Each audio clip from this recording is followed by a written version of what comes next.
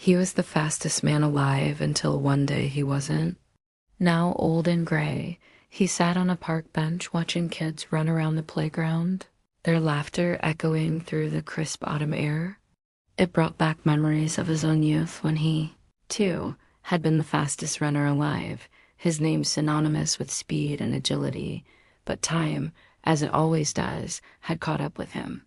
The once nimble feet were now slower, the powerful legs a bit heavier, and the fire that burned within him, the relentless drive to be the best, had dimmed with the setting sun of his life.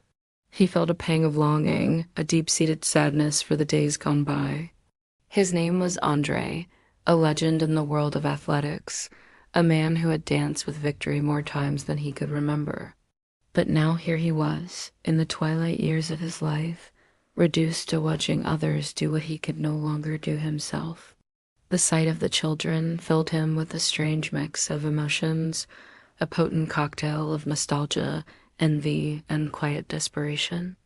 It was then that he heard a voice, a childlike wonder that cut through the cacophony of sound. "Grandpa, why are you sad?"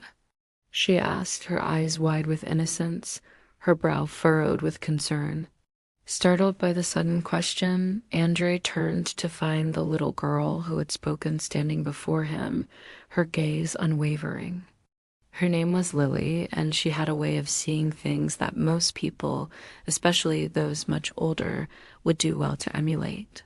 She saw things as they were without the lens of age or experience coloring her perception. For a moment, Andre was taken aback. He hadn't realized that his sadness had been so evident.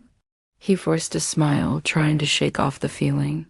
"I'm not sad," he replied, his voice raspy from disuse. "I was just thinking." Lily didn't seem convinced, but wisely chose not to press further. Instead, she gestured to the children playing, their joy echoing in the open space. "Do you want to play with us?" she asked, extending a small hand towards him. Andre looked at the outstretched hand, then back at the laughing children. He felt a warmth spread through his chest, a feeling he hadn't allowed himself to feel in a long time. The desire to run, to be like the children, surged through him. He wanted to tell her no, to push away the pain that her innocent question had unearthed. But something held him back, some inner voice that had been dormant for years, stirring him from his self-imposed slumber. As if understanding his internal struggle, Lily said, "You can just walk with us. It's okay if you're too old to run." Her words were like a gentle breeze, ruffling the surface of his pain. He saw the truth in her innocent eyes, the truth he had been denying himself. It was okay to walk, to take it easy. Life wasn't always about running. And so he did.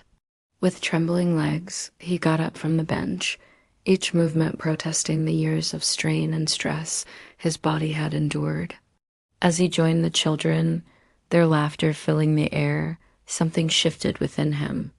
The tightness in his chest eased, replaced by a sense of calm he hadn't known he craved. The rhythmic sound of little feet pounding the pavement was a soothing melody to his ears. He walked slowly, not wanting to exert himself, yet not wanting to slow the children down either.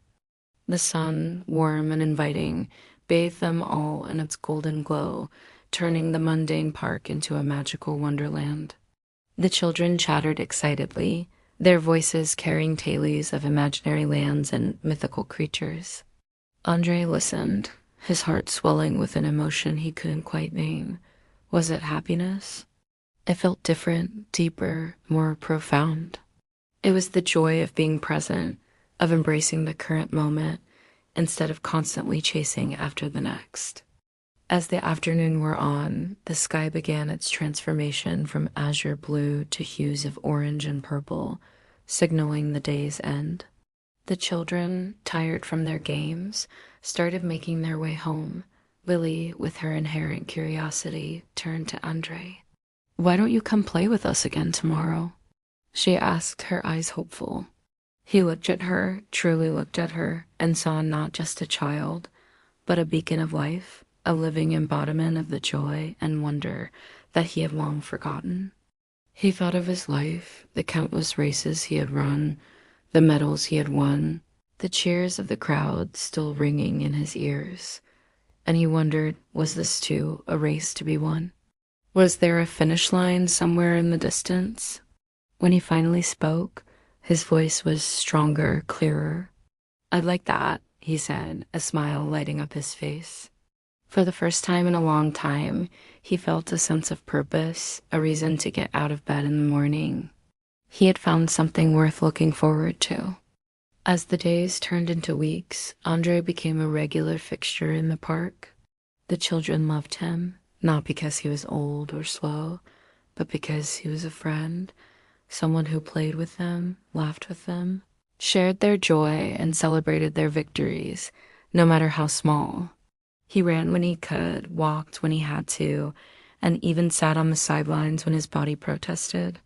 One day, sitting on the bench, watching the children at play, he noticed a young boy struggling to keep up. The other children were faster, stronger, and the boy's face was etched with frustration. Seeing his dejection, Andre got up, walked over to him, and put a hand on his shoulder. "It's okay," he said, his voice kind. "Sometimes we have to walk when we want to run." The boy looked up, surprised, then nodded, a small smile returning to his face. Andre returned to his bench, a sense of satisfaction washing over him. He knew what it was like to be the fastest, but he also understood the pain of being left behind. He had walked that path too. He had once been the fastest man alive, yes, but that was then, and this was now. And in this now, he found a different kind of happiness, a contentment that had nothing to do with speed or winning. One day, as Andre was walking in the park, he saw a group of men gathered around a television, their faces a mix of excitement and anticipation. Curious, he joined them and saw a young man on the screen, his muscles rippling beneath his skin as he sped down a track. The commentators' voices boomed, their words echoing Andre's own past. This was the new generation, the new legends in the making. Andre watched, a strange mix of emotions swirling within him. He felt a surge of pride, knowing that the torch had been passed, the legacy of speed carried on. But he also felt a twinge of sadness, a yearning for the days when he, too, had been the fastest. Yet, as he watched the young man cross the finish line, a wide grin on his face, he realized that the pain of the past was just that, in the past. The young man had won, but there would be other races, other victors. The cycle of life and competition would continue. And as he stood there watching, Andre knew that he had played his part in this grand scheme. He had been the fastest once, had trained, competed, won and lost. He had lived his life on the track and had stories to tell, victories to reminisce about and lessons learned along the way. Now it was the younger generation's turn. Andre smiled, a sense of peace settling over him. His life had come full circle. He had run his race, and now it was time to cheer on the next generation. The sun dipped below the horizon, painting the sky in hues of orange and pink as Andre made his way home. The day had been long, but his heart was light. He had found his place in the world again, not as the fastest man alive, but as a part of something bigger, a community, a family. The park, the children, the races, they were all a part of him, and he, a part of them.